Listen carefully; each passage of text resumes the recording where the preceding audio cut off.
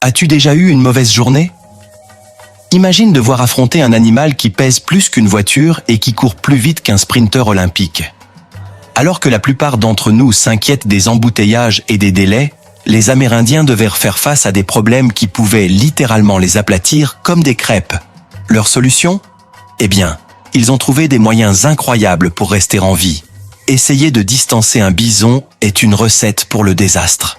Ces animaux incroyables foncent à 35 miles par heure, une vitesse qui laisse n'importe quel humain derrière. Ce sont des athlètes naturels, capables d'accélérer de 0 à pleine vitesse en quelques secondes à peine. Chacune de leurs puissantes jambes peut les propulser en avant avec une force stupéfiante, faisant d'eux l'un des mammifères terrestres les plus rapides d'Amérique du Nord. Leur musculature et leur agilité naturelle leur permettent de traverser des terrains accidentés sans perdre ni vitesse ni élan. La sagesse nécessaire pour survivre aux rencontres avec les bisons vient des tribus amérindiennes qui ont appris, au fil des générations, à force d'expérience de justesse et de réflexes rapides. Leur première règle, restez calme face à un mur de muscles de 900 kg qui fonce sur vous. Bien sûr, garder son sang-froid dans une telle situation est plus facile à dire qu'à faire. La réaction naturelle est une panique totale qui fait battre le cœur à toute vitesse. Le véritable exploit consistait à canaliser cette peur en actions claires et décisives. À travers d'innombrables rencontres, ils ont développé des techniques qui transformaient la peur brute en stratégie de survie calculée. Un bison adulte est une force de la nature, pouvant peser jusqu'à 900 kg de muscles solides. Les muscles de son cou à eux seuls peuvent générer assez de force pour projeter un objet de 225 kg dans les airs. Les Amérindiens ont vite compris que ces créatures massives n'agissaient pas par jeu. Ils étaient sérieux quand il s'agissait de défendre leur territoire et leurs troupeaux. Les cornes puissantes et la carrure musculaire d'un bison en font des adversaires redoutables, capables d'exploits exceptionnels de force et d'endurance. Les tribus maîtrisaient l'art d'utiliser le paysage à leur avantage. Chaque colline pouvait servir de bouclier potentiel. Chaque rivière offrait une voie d'évasion possible et chaque arbre pouvait devenir une barrière salvatrice. Ils développèrent une compréhension complexe de leur environnement, transformant une simple géographie en un système de survie sophistiqué. Cette connaissance prit des générations à se perfectionner et englobait chaque détail du terrain. Le succès de leur technique reposait sur une familiarité intime avec les particularités du sol et les changements saisonniers. L'une de leurs innovations les plus ingénieuses fut la création des Buffalo Jumps. Ce sont des falaises stratégiques où ils pouvaient guider des troupeaux entiers, comme à Head Smashed In Buffalo Jump en Alberta. Ces sites restèrent actifs pendant plus de 6000 ans. Le site a reçu son nom mémorable d'un jeune homme qui prit la malheureuse décision d'observer les bisons tomber depuis le bas de la falaise. Son aventure tragique sert à la fois de repère historique et de rappel de la puissance de ces animaux massifs. La préservation de ces lieux offre un aperçu précieux des techniques de chasse anciennes et de l'organisation communautaire. Les Amérindiens devinrent des experts dans la lecture des signes d'alerte de la nature. Les schémas de vol des oiseaux changeaient avant l'arrivée d'un troupeau. Des nuages de poussière à l'horizon racontaient des histoires sur la taille et la direction des hardes. Même des changements subtils dans le comportement des animaux envoyaient des messages importants sur un danger imminent. Certaines tribus développèrent une capacité d'observation si précise qu'elles pouvaient interpréter le comportement des insectes et des petits mammifères qui quittaient une zone avant l'arrivée d'un grand troupeau. Ces systèmes d'alerte devinrent une partie essentielle de leur arsenal de survie. L'expertise des tribus s'étendait aussi à la modification du paysage naturel lui-même. Au fil des générations, ils modifièrent les réseaux de drainage et la végétation afin de créer des voies d'évasion efficaces. Ils conçurent de faux sentiers pour rediriger les troupeaux affolés loin de leur camp, développant un système sophistiqué de gestion des hardes. Ces modifications étaient si habilement intégrées à l'environnement naturel que de nombreux chercheurs ne les découvrirent qu'à la fin du XXe siècle. L'ingéniosité de ces aménagements démontrait des capacités remarquables d'ingénierie environnementale. Ces techniques de survie évoluèrent en un véritable mode de vie. Chaque site de Buffalo Jump révèle des preuves d'un entretien minutieux et d'amélioration apportées au fil des siècles. Les tribus adaptaient leur stratégie en fonction des vents saisonniers, des conditions de brouillard matinal et de nombreux autres facteurs environnementaux.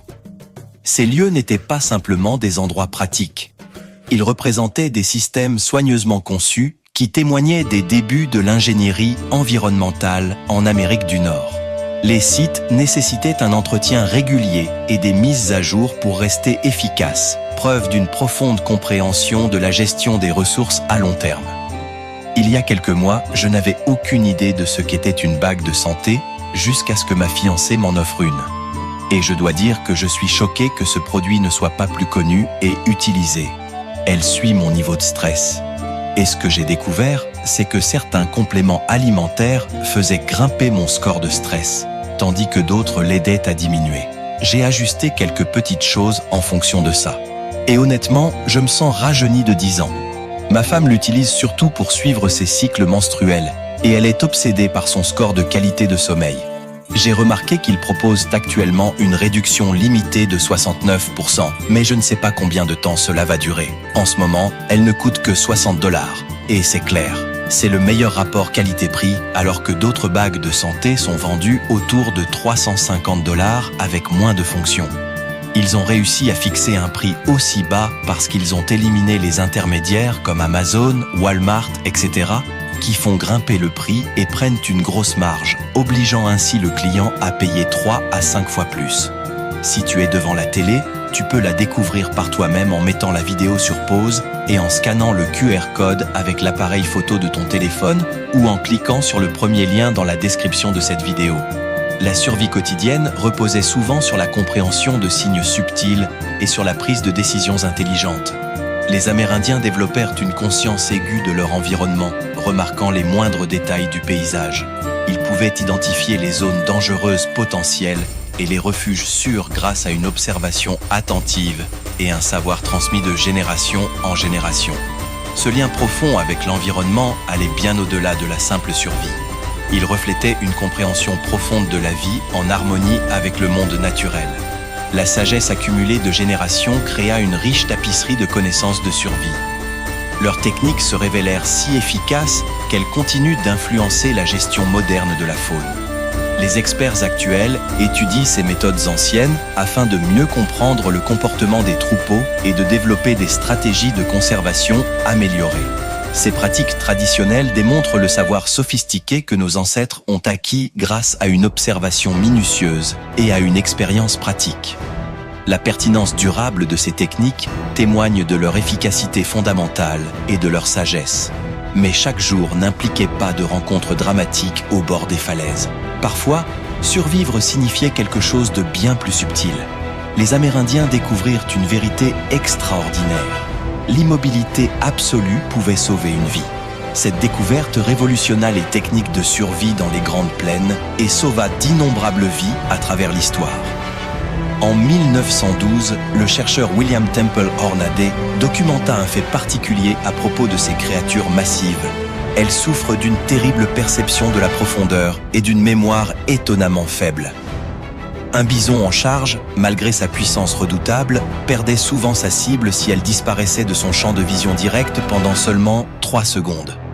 Cette particularité du comportement des bisons devint une connaissance essentielle de survie, transmise de génération en génération.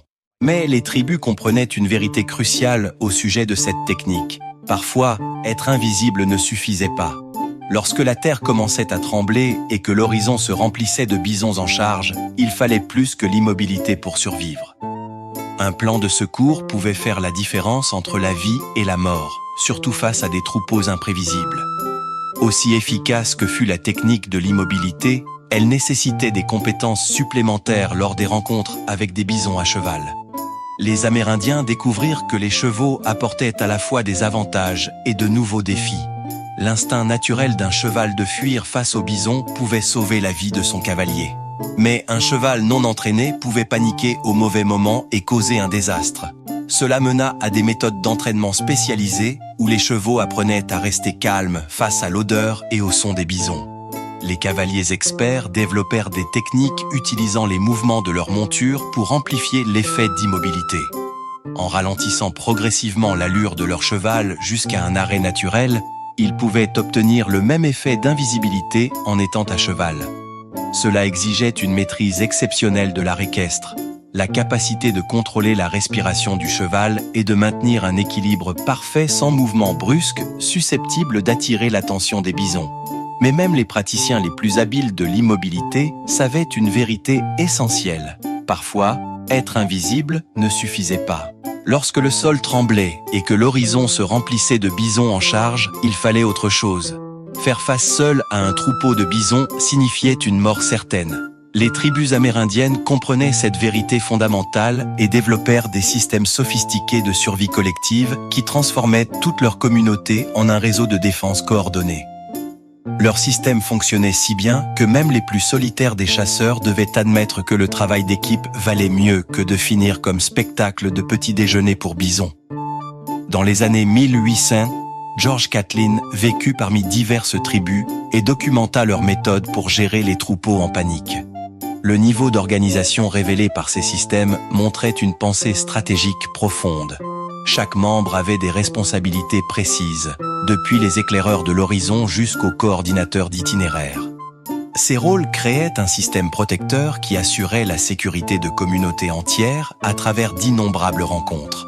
Un ancien plaisantait en disant qu'attribuer les rôles était plus facile que de décider ensemble de l'heure du dîner. La création la plus innovante des tribus fut le système de chaîne humaine.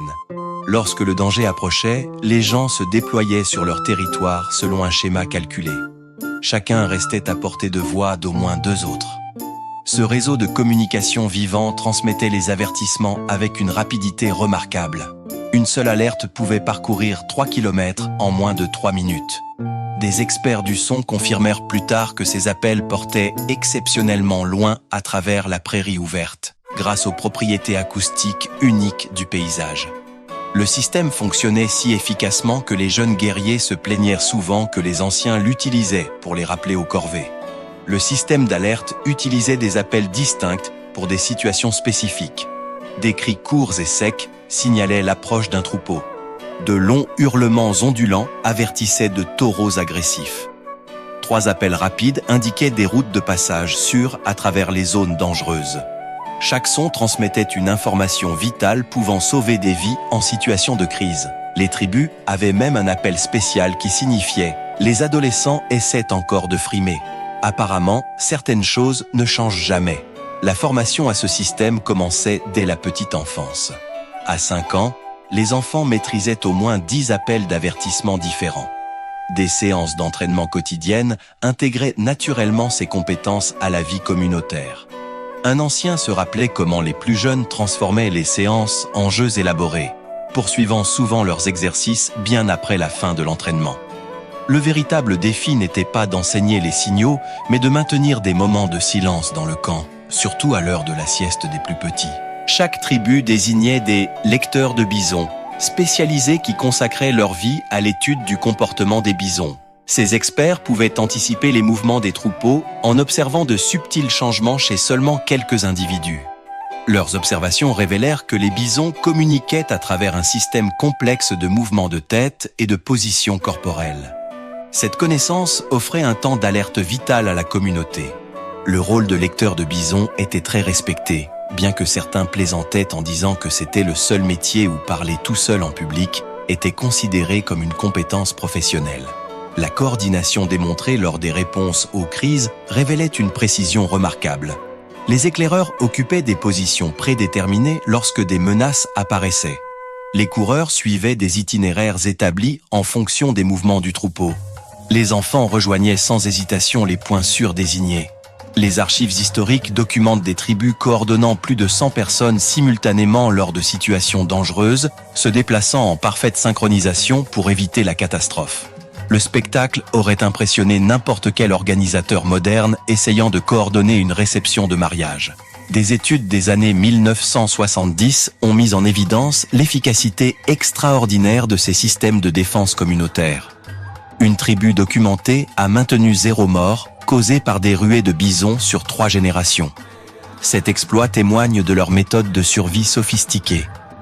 Beaucoup de ces techniques ont ensuite influencé les pratiques modernes de gestion de la faune, prouvant que parfois, les solutions les plus anciennes sont les meilleures. Les procédures d'évacuation mettaient en valeur une organisation exceptionnelle. Les communautés vidaient des camps entiers en moins de 2 minutes grâce à une planification minutieuse et à une pratique régulière. Ces exercices soulignaient une amélioration constante, chaque membre, des jeunes enfants aux aînés, jouant un rôle spécifique malgré les déficiences liées à l'entraînement. Un ancien nota que rien ne motivait un rangement rapide comme 2 tonnes de bisons en colère fonçant droit sur vous. L'analyse des traditions orales tribales a révélé d'autres couches de sophistication dans le système de chaîne humaine. Les tribus ont développé des signaux spécialisés pour différentes tailles de troupeaux, conditions météorologiques et moments de la journée. Elles comprenaient les changements dans la propagation du son à l'aube et au crépuscule, ajustant en conséquence leurs appels d'avertissement.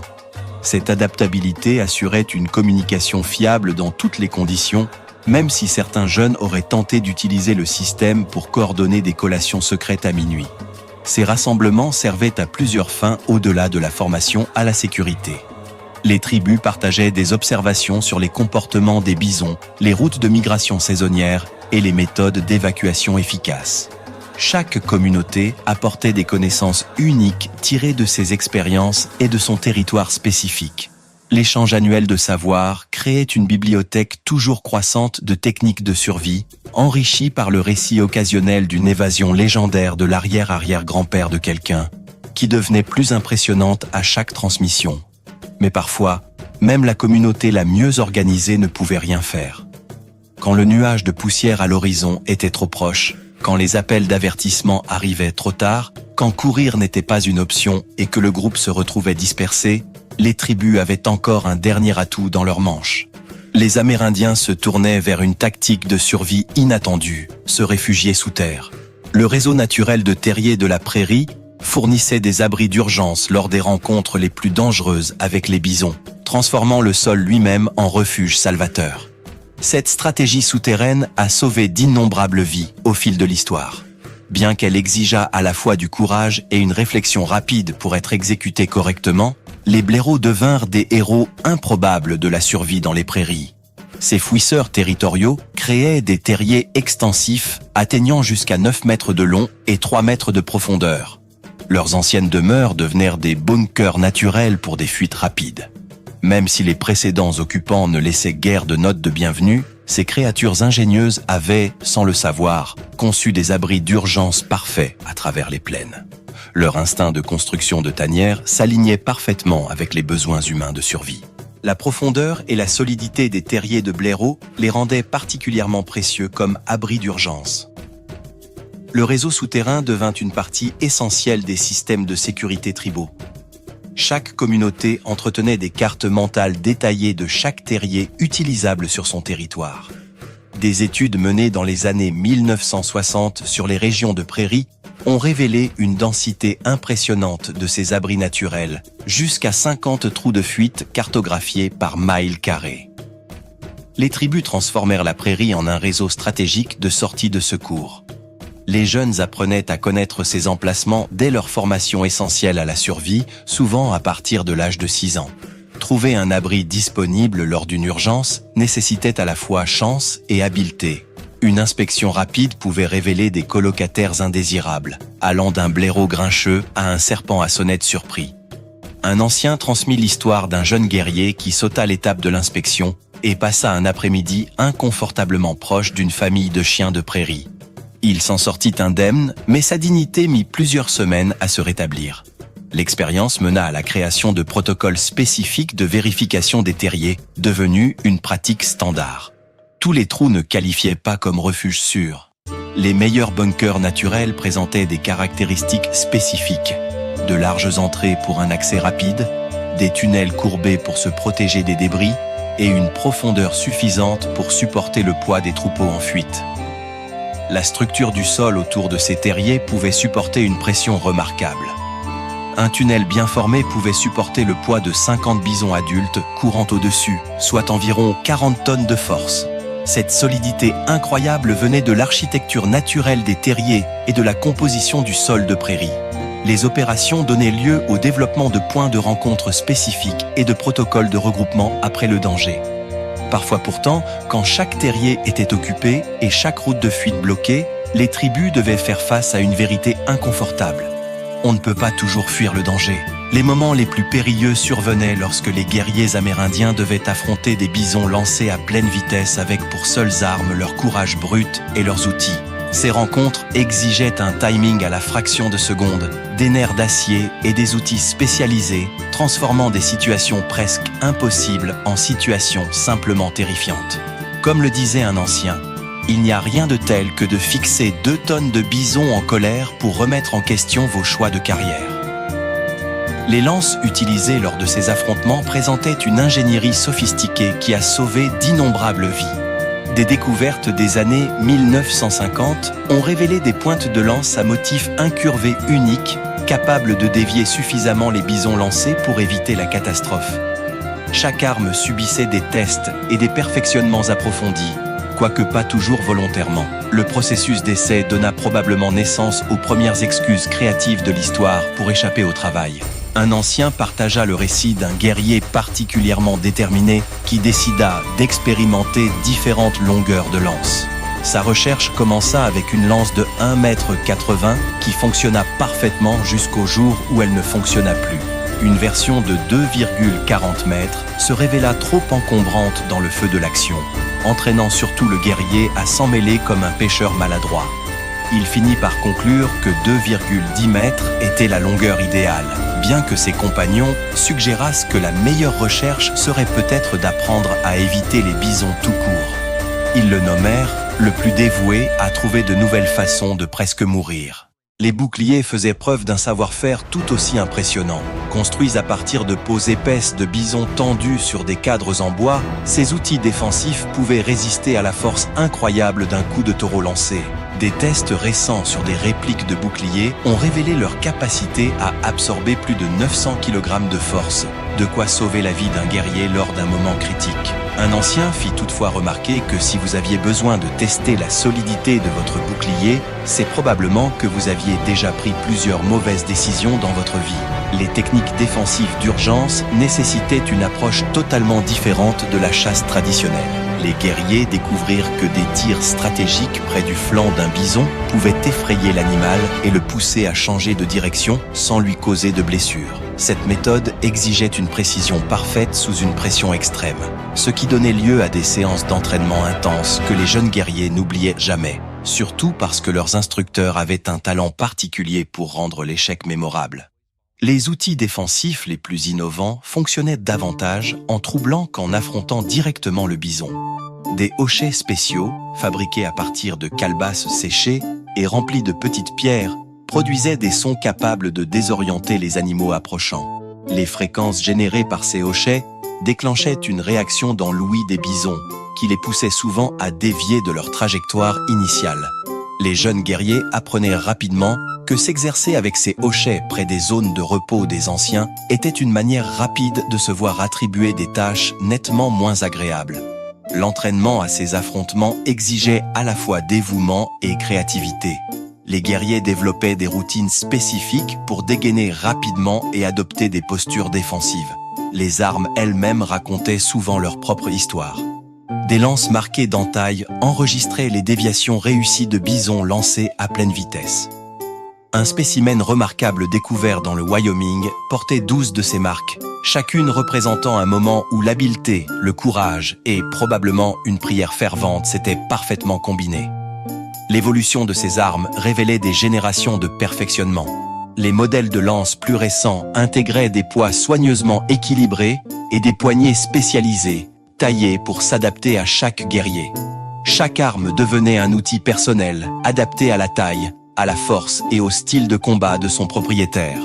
Les guerriers consacraient d'innombrables heures à l'entretien de leur équipement, sachant qu'un bon soin pouvait faire la différence entre la vie et la mort, ou, comme le disait un ancien, entre être à table pour le dîner ou devenir le dîner. Les boucliers, eux aussi, gagnaient leur propre légende au sein des tribus.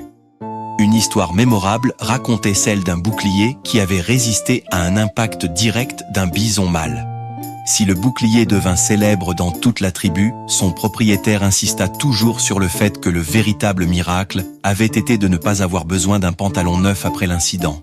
Le bouclier resta dans la tribu pendant des générations, ses cicatrices de bataille servant de témoignage à la fois de sa construction et du sang-froid exceptionnel de son propriétaire. L'entraînement ne cessait jamais, même pour les guerriers les plus expérimentés. Les jeunes membres de la tribu commençaient avec des lances d'entraînement légères, progressant peu à peu jusqu'à manier des armes au poids réel. Chaque séance consolidait des compétences cruciales, la posture adéquate, le contrôle de l'arme et, surtout, le maintien du calme sous la pression. Les guerriers chevronnés plaisantaient souvent en disant que le plus difficile n'était pas d'affronter le bison, mais d'expliquer à sa mère pourquoi on rentrait à la maison avec des décorations en forme de sabots sur son bouclier. Ces techniques défensives représentaient bien plus que de simples compétences de survie. Chaque arme, chaque bouclier et chaque séance d'entraînement reflétaient une compréhension profonde à la fois du bison et de la terre elle-même. Les outils et techniques transmis de génération en génération portaient en eux la sagesse accumulée d'innombrables affrontements, chacun ajoutant à la connaissance qui préservait la vie des futurs guerriers. Cette sagesse ancestrale, ces techniques de survie et ce profond respect à la fois pour le bison et pour la terre se sont tissés dans le tissu même de la culture amérindienne. Leurs récits, transmis au fil du temps, nous rappellent que survivre dans les plaines exigeait bien plus que des armes et des compétences martiales. Cela demandait une compréhension profonde de la nature elle-même,